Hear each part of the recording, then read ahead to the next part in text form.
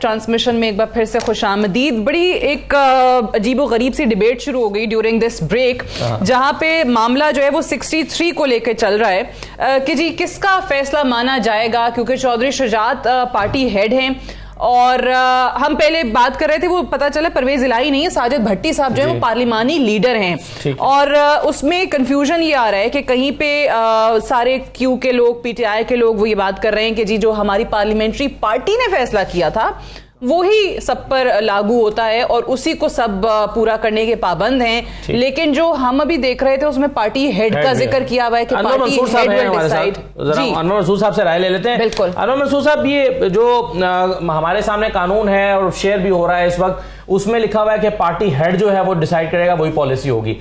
तो ये party head decide करना होता है या पार्लियामानी लीडर जो होता है असेंबली के अंदर, उसकी राय जो है वो मानी जाती है? आर्टिकल 63A बहुत वाजे है। दो अलग अलग चीजें हैं, एक है पार्लियामेंट्री पार्टी जी और एक है पार्टी हेड जी जी।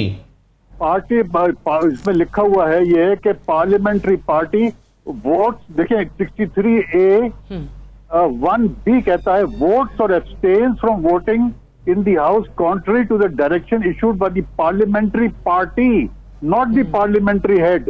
ये बहुत इंपॉर्टेंट है, पार्लियामेंट्री पार्टी ना। उसके आगे लिखा है कि अगर कोई करता है तो फिर उस सूरत में पार्टी हेड उसको शो कॉज नोटिस दे सकता है। तो दो अलग अलग चीजें हैं ना। पार्लियामेंट्री पार्टी जो है वो रिप्रेजेंटेड इन द पार्लियामेंट है।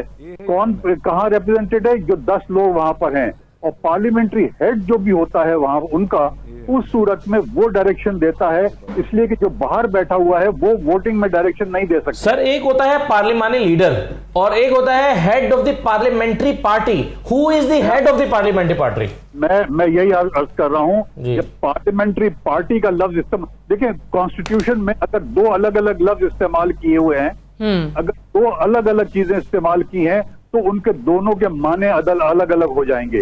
तो अगर यहाँ पर लिख सकते थे कॉन्स्टिट्यूशन के अंदर कि अगर issued by the parliamentary head लिख देते अगर बी के अंदर, तो इसके माने बदल जाते। मगर यहाँ लिखा है issued by the parliamentary party. तो इसका मतलब ये है कि पार्लियामेंट्री पार्टी अगर कोई चीज कहती है तो अब जो लेटर आया है साजिद साहब का, वो पार्लियामेंट्री पार्टी का लफ्ज इसमें थ्रू आउट अगर आप लेटर पढ़ें वो उसमें पार्लियामेंट्री पार्टी लिखा हुआ है। उसकी जरूरत नहीं थी पार्लियामेंट्री हेड ना। अच्छा, एक तो ये हो गया। दूसरा ये कि ये लेटर जो इशू हुआ है, अगर जो पार्लियामेंट्री पार्टी हेड ने किया है तो वो दरवाजे बंद होने के बाद निकला है। Now nothing can enter into the house after the doors are closed. अच्छा, अगर ये लेटर अगर उनके पास मिल गया है स्पीकर को, तो स्पीकर ये दे नहीं सकता लेटर किसी को भी स्टेज। यानी आप ये कह रहे हैं कि 4 बजे के बाद अगर कोई खत आया है तो उसकी कोई अहमियत नहीं है? कोई अहमियत नहीं है उसकी।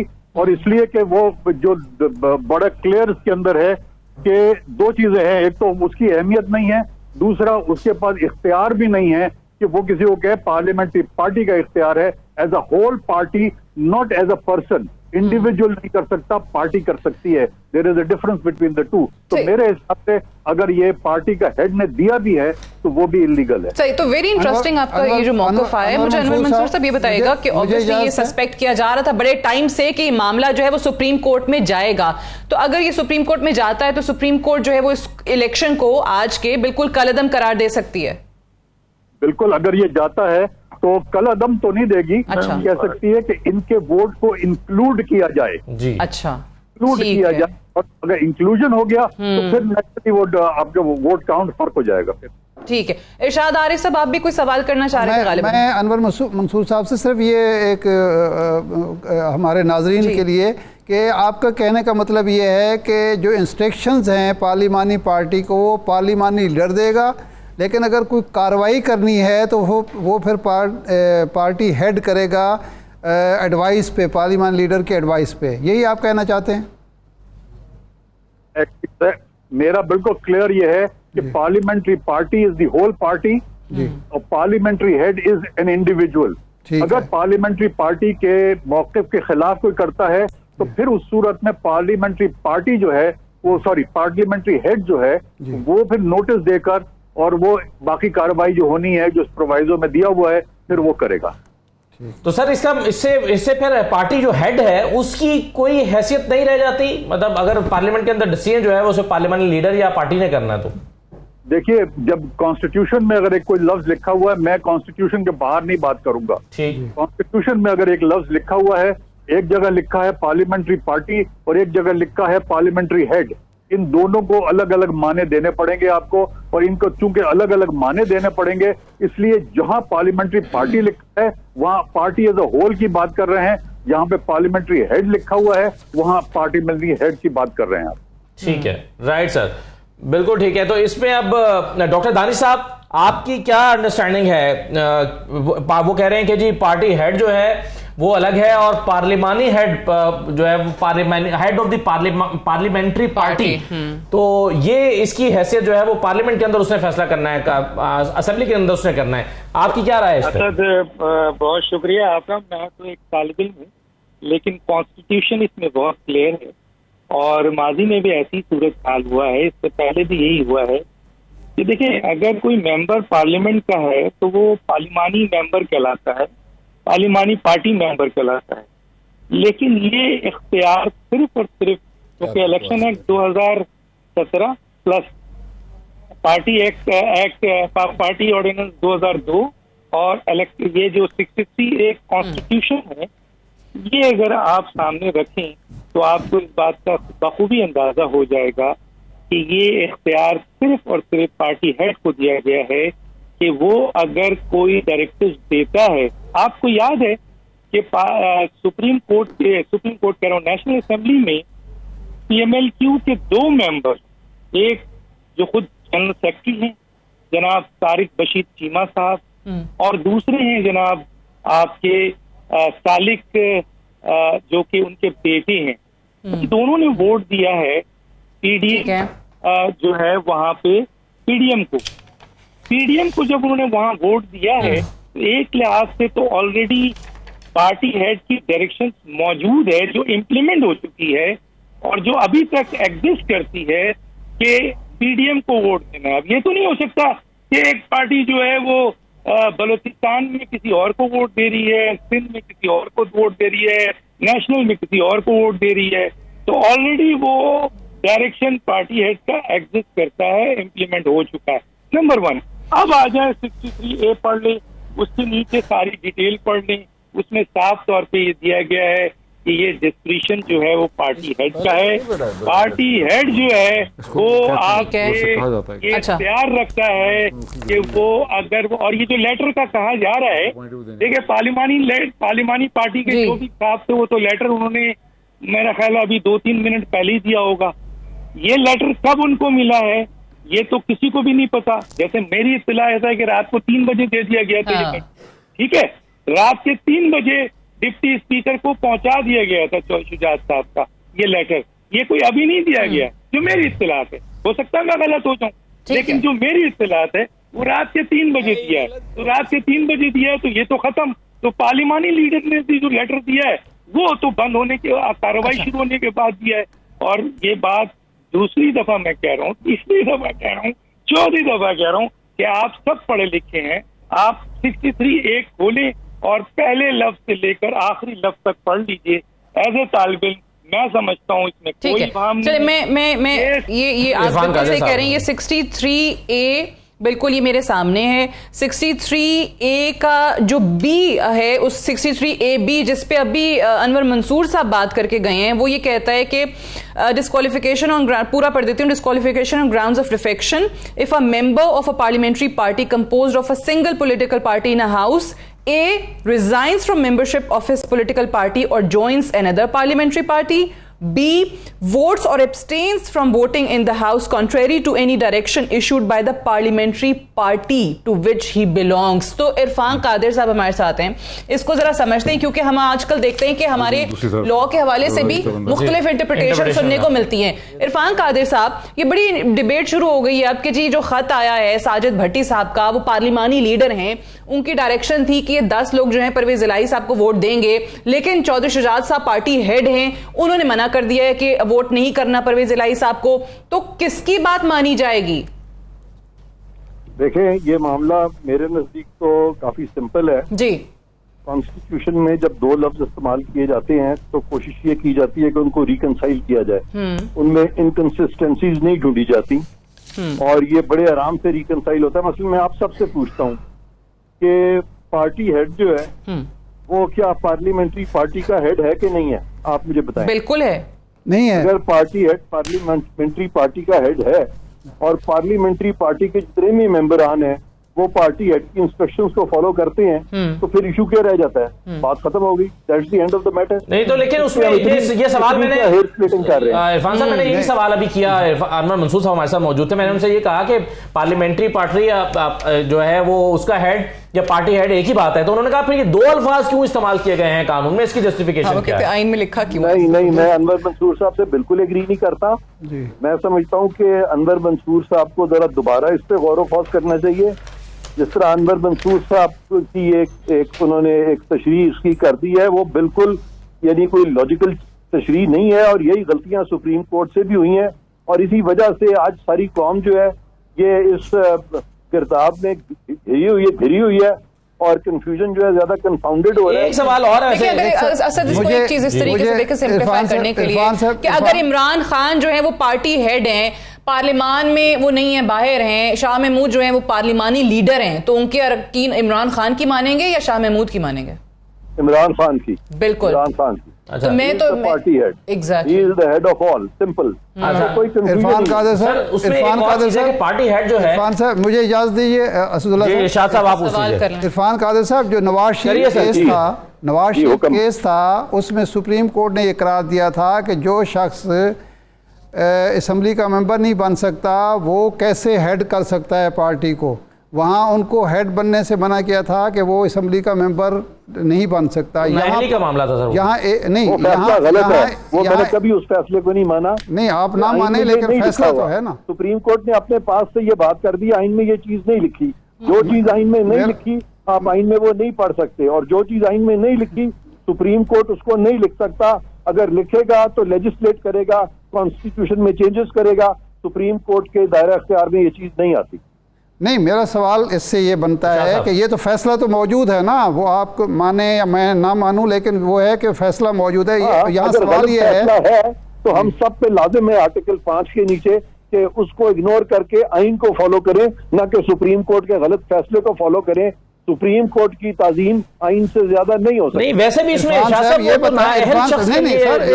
आया था ना कि एक सेकंड सर, कोई नाअहल हो गया है तो पार्टी का सदर नहीं रह सकता। इरफान जेल में भी बैठा हो तो वो पार्टी हेड हो सकता है। इरफान साहब, सुप्रीम कोर्ट ने अपने पास से ये फैसला किया है, मैंने कभी इसको नहीं माना। नहीं, वो आपकी बिल्कुल राय काबिल एहतराम राय है। मेरा सवाल ये है कि जो शख्स पार्लियामेंट का मेंबर नहीं है, आइन में बता दें कहाँ लिखा है, ये आइन में कहीं नहीं लिखा हुआ। नहीं, मेरा सवाल ये है कि जो शख्स पार्लियामेंट का मेंबर नहीं है, पार्लियामानी पार्टी का मेंबर नहीं है, वो किसको इंस्ट्रक्शन दे सकता है? नहीं, गलत है ना, उसको क्यों हम माने जब। अच्छा, लेकिन सर एक चीज इरफान कादिर साहब और बताइए कि जो हेड ऑफ द पार्टी है वो अपनी पार्लियामानी पार्टी के मुशावरत से फैसले करता है। अगर पूरी पार्लियामानी पार्टी पूरी की पूरी सारे के सारे मेंबर्स अलग साइड पर खड़े हो जाएं तो फिर भी पार्टी हेड के फैसले ही की अहमियत होगी, वो यानी वो अकेला फैसला कर सकता है। हाँ, अगर वो उन्होंने मुशावरत से सब ने फैसला करना है तो अगर उनमें आपस में तजाद आ जाता है और कुछ ग्रुप जो है बहुत बड़ा ग्रुप कहता है कि नहीं पार्टी हेड ये नहीं कर सकता, उनके दरमियान अगर ये झगड़ा चला जाए तो फिर ये बात आपकी गौर तलब है। लेकिन अगर झगड़ा ही कोई नहीं है, अगर पार्लियामानी हेड जो है वो भी वही कह रहा है और दूसरे नहीं, लेकिन सर अगर आज फर्ज कीजिए कि सारे के सारे पार्लियामानी पार्टी जितने भी वहां पे असेंबली के मेंबर्स हैं वो सारे अपने हेड के खिलाफ वोट दे देते हैं उसकी मर्जी के सारे, तो फिर क्या होगा? और वो ये कहते हैं कि पार्लियामानी पार्टी की इंस्ट्रक्शन पे हमने वोट किया है। बिल्कुल, तो फिर ये आपने सही कहा, असदुल्ला खान साहब ने बिल्कुल सही कहा। फिर क्या होगा? फिर पार्टी हेड जो है मामला इलेक्शन कमीशन को भेज देगा और इलेक्शन कमीशन का फैसला फाइनल होगा। एक और चीज जो अभी बहस हो रही थी कि ये बताइए, जो चौधरी शुजात का खत है जो उन्होंने डिप्टी स्पीकर को लिखा है कि जी वो इजलास का टाइम था 4 बजे, तो 4 बजे के बाद अगर कोई चीज होती है तो वो फिर उससे फर्क नहीं पड़ेगा। उस लेटर की क्या हैसियत है डिप्टी स्पीकर को, चाहे वो कल रात को मिला, आज सुबह मिला, किसी भी वक्त मिला? देखिए, मुझे उस लेटर के कंटेंट्स का पता ही नहीं है। अगर वो उन्होंने दे दिया है, उसके कंटेंट्स आ गए हैं तो मुझसे शेयर करें ताकि मैं आपको राय दूं। लेकिन अगर वो कंटेंट्स अभी नहीं आए तो मैं ठीक है, लेकिन उसमें तो हम जो सुन रहे हैं, हमें जो पता चला है वो यही है कि उसमें पार्टी हेड कह रहे हैं डिप्टी स्पीकर को कि ये हमारे लोगों के वोट्स जो हैं वो काउंट ना हो, जो अभी मीडिया में खबरें आ रही हैं। सो वो किस तरीके से कार्रवाई का हिस्सा बन सकता है? अपनी पार्टी पॉलिसी दी है कि हमारी हम नहीं वोट करेंगे परवेज इलाही को।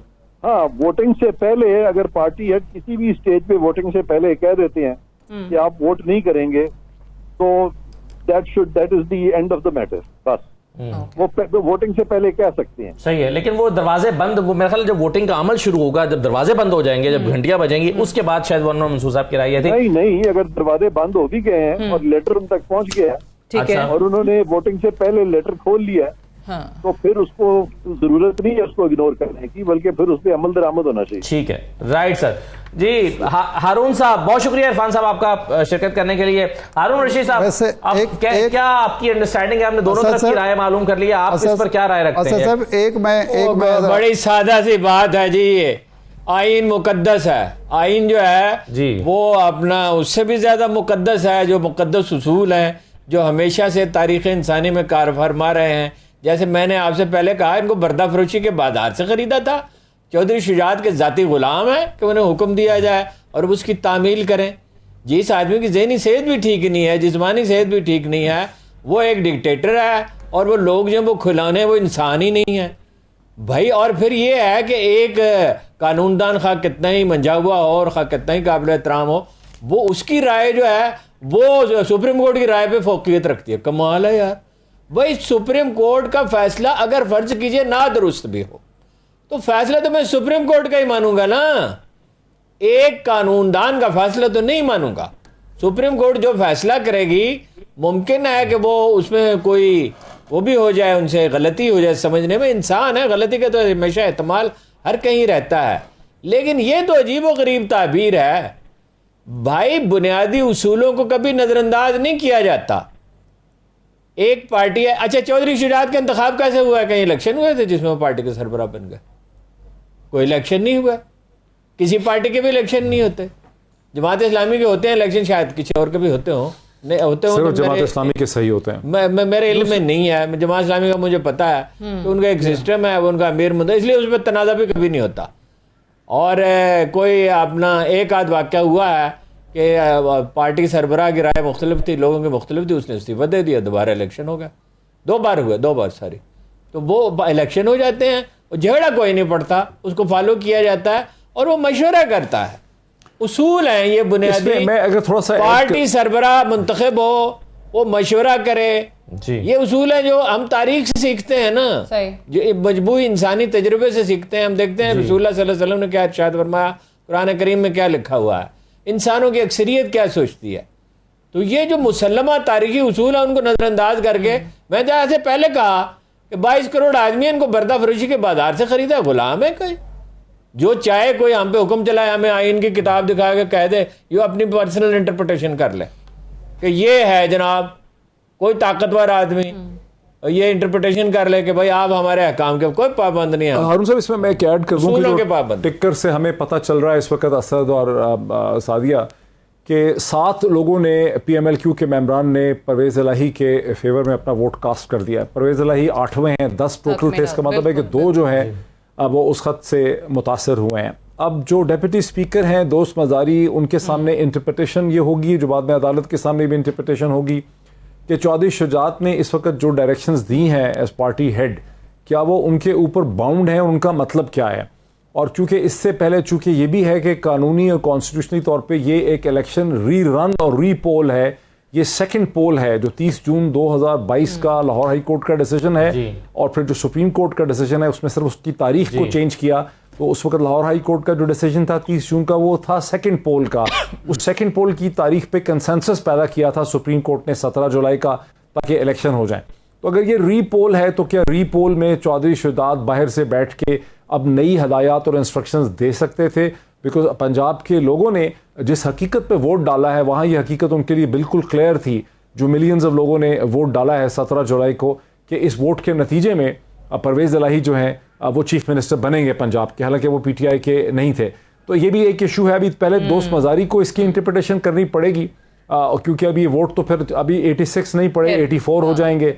और दूसरी तरफ फिर अगर ये मसला सुप्रीम कोर्ट में जाएगा, उनको इसकी इंटरप्रिटेशन करनी पड़ेगी। अच्छा, अब ये भी जहन में रखें कि जब सुप्रीम कोर्ट ने इंटरप्रिटेशन और तशरीह की थी जो 17 मई का। अच्छा डॉक्टर साहब, इसमें एक वजाहत अभी खबर आ गई है कि तमाम 10 अरकान ने वोट कास्ट कर दिया और 10 के 10 ने परवेज इलाही को वोट दिया है। तो ये 2 लोगों ने भी नहीं दिया, का सुन रहे थे, लेकिन अभी के 10। और उसमें नुकता यही है कि क्या पार्टी का हेड जो है, सर डॉक्टर साहब आप ये जरा देखिएगा कि क्या पार्टी का हेड अक्सरियती अरकान के फैसले के खिलाफ फैसला कर सकता है?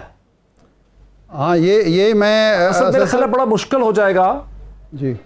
मैं थोड़ा सा बात कंप्लीट कर दूं, क्योंकि देखिए अभी आपने मुख्तलिफ वकला की आपने इंटरप्रिटेशन सुनी, मंसूर खान साहब की सुन ली, उसके बाद आपने एक और ओपिनियन भी सुन ली। ये राइवल इंटरप्रिटेशंस और लीगल ओपिनियंस हैं, जैसे कोर्ट्स के मुख्तलिफ किस्म के डिसीजंस। अभी इरशाद आरिफ साहब ने भी अदालत के एक फैसले की तरफ इशारा किया था, और फिर कॉन्स्टिट्यूशन की बात है। जो मुसल्लमा चीज़ है कि ये सारा जो आर्किटेक्चर है कॉन्स्टिट्यूशन का, इसका मकसद ये है कि जो आवाम की विल है आपने उसको इफेक्ट देना है। बिकॉज डेमोक्रेसी में और बादशाहत में फ़र्क क्या है? बादशाह में चंद लोग या बादशाह जो है वो उसकी विल चलती है। डेमोक्रेसी में आपने लोगों की विल को सिस्टम में रिप्रेजेंट करना है, ताकि सिस्टम में कयास और इंस्टेबिलिटी पैदा ना हो, ताकि मेजॉरिटी की पब्लिक को अब ओपिनियन को अंदर लेके आते हैं। अब लोगों की ओपिनियन 17 जुलाई की बड़ी क्लियर है। ये कोई माजी का 2018 का इंतखाब नहीं है, ये भी इसलिए इसी हफ्ते हुआ ये इंतखाब है 5 दिन पहले, जिसमें पंजाब में एक बहुत बड़ी पॉलिटिकल एक्सरसाइज और मोबिलाइजेशन हुई है। अगर आप उन लोगों की विल को डिफाई करते हैं, सिस्टम अनस्टेबल हो जाएगा। सिस्टम कॉन्स्टेबल होना चाहिए, उसकी सिर्फ लॉजिक ही है। तो अगर कुछ लोग ऊपर से चौधरी शुजात साहब, जिनकी उम्र पता नहीं 80 साल से कितनी ज्यादा है, जो बोल नहीं सकते, उनकी बात कोई सुन नहीं सकता, वो अपना माइंड एक्सरसाइज कर रहे हैं, जो किसी डेमोक्रेटिक तरीके से इलेक्ट नहीं हुए, तो वो चौधरी शुजात जो है, क्या पंजाब के लाखों लोगों को, करोड़ से ज्यादा लोगों ने वोट डाल दिया है, उनकी विल जो है उसको डिफाई करेगा एक बंदा बाहर से बैठ के, जिसकी अपनी किसी कॉन्स्टिट्यूशनल तरीके से सिलेक्शन नहीं हुई? मेरा नहीं ख्याल कि चीज चल सकेगी जब शेर मज़ार दोस्त, मेरा तो ख्याल है कि मज़ारी साहब भी शायद इसको भी एक्सेप्ट ना करें।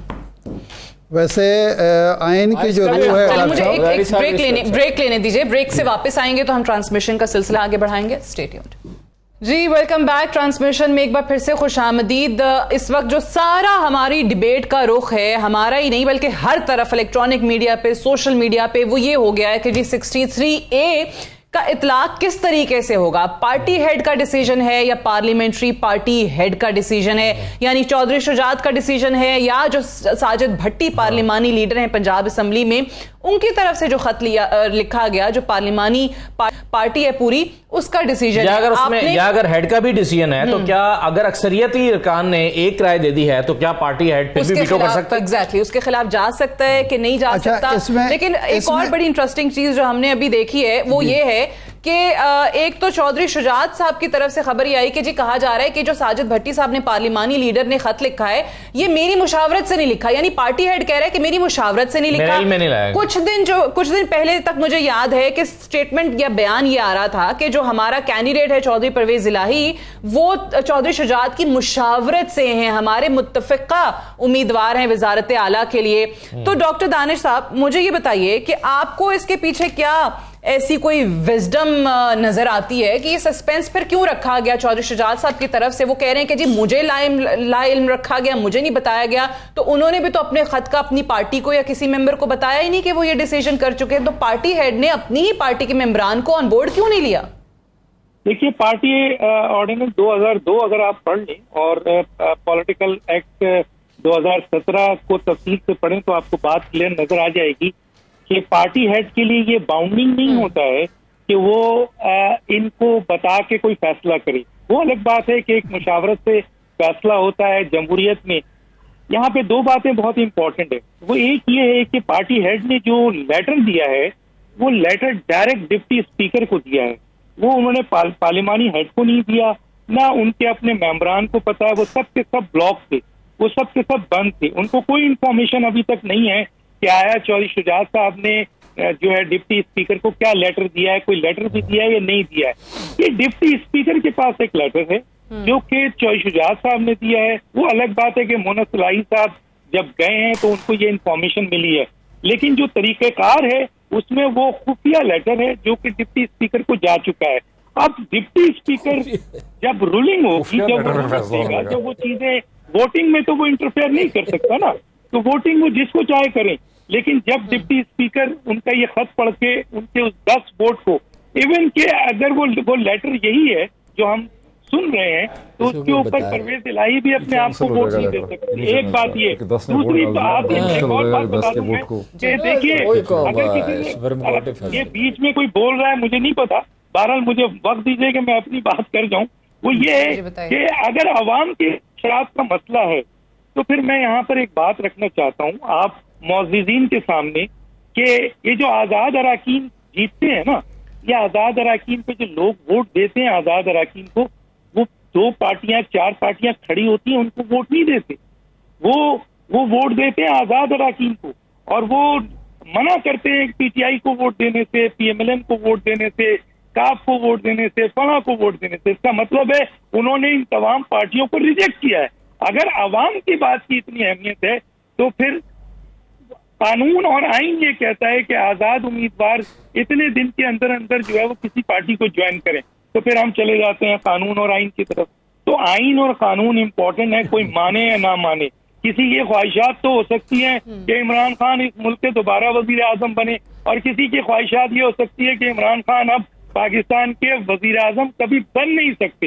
ये ख्वाहिशात की बात है, लेकिन 280 आर्टिकल डॉक्टर साहब एक बात बताइए, एक सप्लीमेंट्री सवाल मैं आप ही से कर रही हूँ, आपने बड़े तफसील से बताया कि देखें, आपने कहा कि जो ये पॉलिटिकल पार्टीज एक्ट है उसमें इस चीज़ की नहीं है कोई ज़रूरत या पाबंदी नहीं है, लेकिन ऑब्वियसली एक तकाजा होता है कि आप मुशावरत से फैसले करते हैं पार्टी के अंदर, पार्टी हेड। तो अगर पार्टी हेड को यही खौफ लाहक हो कि मेरे फैसलों पर मेरी पार्लिमानी पार्टी तैयार नहीं होगी, नहीं मानेगी, तो फिर ऐसे शख्स को तो पार्टी हेड होने का इख्तियार ही नहीं होना चाहिए।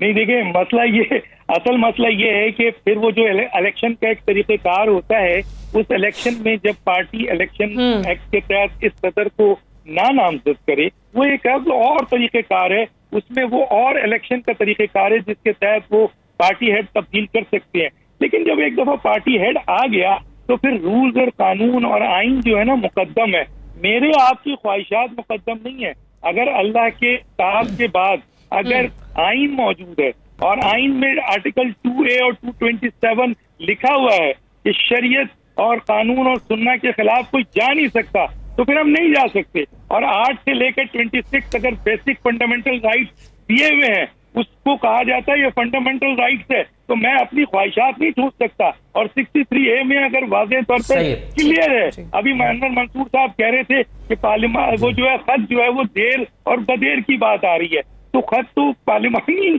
उसका तो बहुत पहले आ गया है, वो तो अभी आया है। अब सारा मामला यहाँ पर अटक गया है कि वोट काउंट करते हैं दोस्त मजारी साहब या नहीं करते। लेकिन एक और मसला भी है ना, मुझे इजाजत दीजिए, भी तो लग रहा है ना, सवाल ये है असल से मुझे अगर इजाजत देते हैं। जी हारून साहब। अच्छा, हारून साहब कह रहे हैं मुझे अगर इजाजत दे दे मैं इस पे बात सब कुछ कहना चाह रहे हैं, कर लें मुकम्मल, फिर हारून साहब की तरफ जाना है। अच्छा, गुजारिश ये है कि आइन में जो लिखा गया है वो ये है कि एक मेंबर पार्लिमानी पार्टी के फैसले के खिलाफ नहीं जाएगा, ये है एक शिक, एक मेंबर, और अगर वो जाता है तो उसके खिलाफ जो एक्शन है वो लेना है पार्टी हेड ने। इस आइन की दोनों शिकों को हम इस तरह हेड ने, बिल्कुल ठीक है ना जी। अब पार्लिमानी पार्टी ने अपना फैसला वाजे कर दिया कि उन्होंने चौधरी परवेज इलाही को यहाँ पे जरा ब्रेकिंग भी दे दें, खबर भी दे दें। वो ये है कि पंजाब असम्बली में वोटिंग का मरहला जो है वो मुकम्मल हो गया है, तमाम अरकान जो मौजूद थे उन्होंने वोट कास्ट कर दिया है। ये पहले ही डिप्टी स्पीकर जो है इजलास शुरू होते हुए बता चुके थे कि यहाँ पर कहीं भी 186 वोटों की जरूरत नहीं है, जिसकी भी अक्सरियत हॉल में मौजूद है, जितनी भी सिंपल मेजॉरिटी जिसके भी पास है वो ये इलेक्शन जो है वो जीत जाएगा।